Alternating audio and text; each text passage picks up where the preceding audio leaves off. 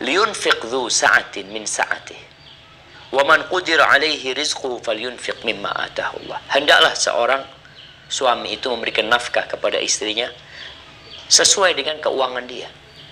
Ketika Allah berikan keluasan kepada dia, ya berikan yang banyak kepada istrinya.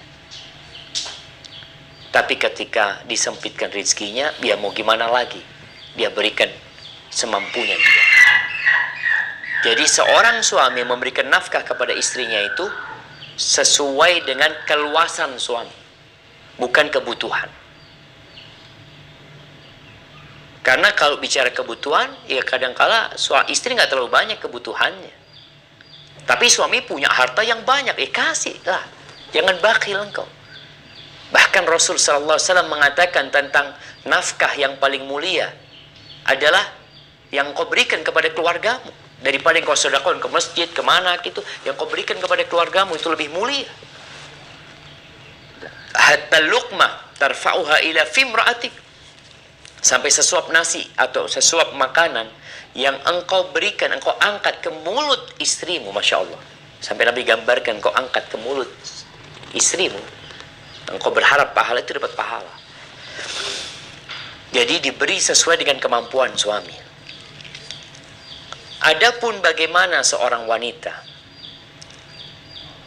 bukankah dia punya orang tua? Ya. Bukankah dia ingin membahagiakan orang tuanya? Nah,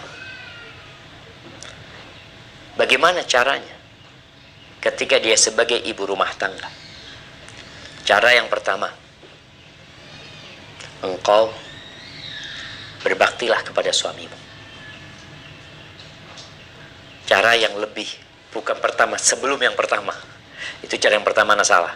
Cara yang sebelum yang pertama, engkau jangan salah memilih suami. Ini penting. Karena cara selanjutnya itu berpatokan kepada yang sebelum yang pertama ini.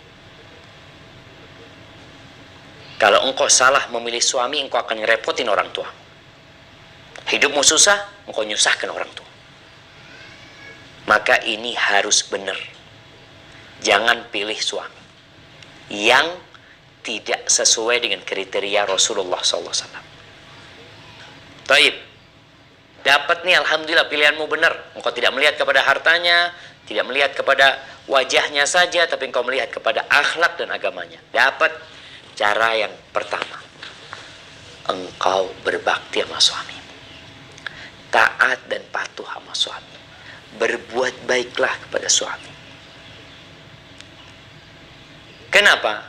Agar engkau tidak merepotkan orang tua dengan ribut sama suami, gak nurut sama suami. Anak ingin bagi sama suami, tunggu dulu, jangan bicara fulus untuk orang tua, jangan dulu. Yang dibicarakan bagaimana engkau menjadi istri yang soleha. Kalau suamimu tepat pilihanmu pada waktu itu, aman insya Allah masalah orang tua. Yang ketiga, yang kedua, jangan menceritakan pertikaian yang terjadi di dalam rumahmu. Kecuali dalam kondisi memang sudah nggak mungkin dipertahankan. Selama engkau masih bisa menyelesaikan sendiri, cukup engkau selesaikan sendiri. Kalau engkau cerita sama orang tua, sedih orang tua. Udah capek-capek membesarkan engkau. Sekarang sudah tua renta, engkau kasih masalah. Engkau bawa keindahan buat orang tua. Di sini orang tua akan bahagia. Alhamdulillah anakku nggak punya masalah ini itu. Kemudian ketika engkau sudah melakukan itu, lakukan yang ketiga, berbuat baik kepada mertuamu. Orang tua gimana? Tunggu dulu. Kenapa anak katakan tunggu dulu? Karena orang tuamu sudah menyerahkan engkau kepada suamimu. Sudah ada serah terima. Maka tunggu dulu, sekarang engkau selesaikan urusanmu. Ayah yang menyerahkan aku, sudah aku ikut ini. Karena ayah menyerahkan aku sama dia. Sekarang selesaikan masalahmu di sini. Berbuat bantu suami untuk berbakti sama orang tuanya. Di sini insya Allah suami tidak akan menyia-nyiakan kebaikanmu kepada dia. Dia akan membantumu untuk berbakti sama orang tuamu. Dan sebagai catatan jamaah, orang tua anak perempuan ini memang berbeda dengan anak laki. Makanya pahala buat yang mendidik anak perempuan berbeda dengan mendidik anak laki. Karena kalau punya anak perempuan, dibesarkan anak perempuan, dinikahkan, pahalanya apa? Kalau punya 2, 3 anak perempuan itu akan menyelamatkan orang tuanya dari api neraka.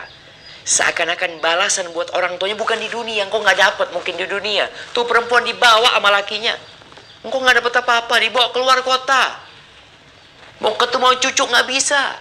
Apalagi sekarang COVID-19 ini, ya Allah, anak punya anak Ustaz bertahun-tahun nggak pulang. Ya udah, balasanmu memang engkau akan diselamatkan dari api neraka. Karena kau mendidik anak-anak. Makanya orang tua yang meminta balasan di dunia, nggak benar. Ketika anak perempuannya dinikahkan, terus dia masih berharap anaknya memberikan nafkah. Tunggu dulu, biar anaknya berbakti sama suaminya, berbakti sama mertuanya. Insya Allah nanti akan dapat tuh. Karena kalau bicara suami yang punya kelebihan rizki, kepada siapa berbagi? Kepada kerabatnya dulu. Tadi kita bicara nafkah, yang paling utama istrimu. Mungkin istrimu mau kasih buat orang tua, kasih. Jangan kasih yang jauh-jauh, istrimu nggak dikasih. Beri pada istrimu. Seperti itu jamaah. Hada wallahu a'lam bissawab.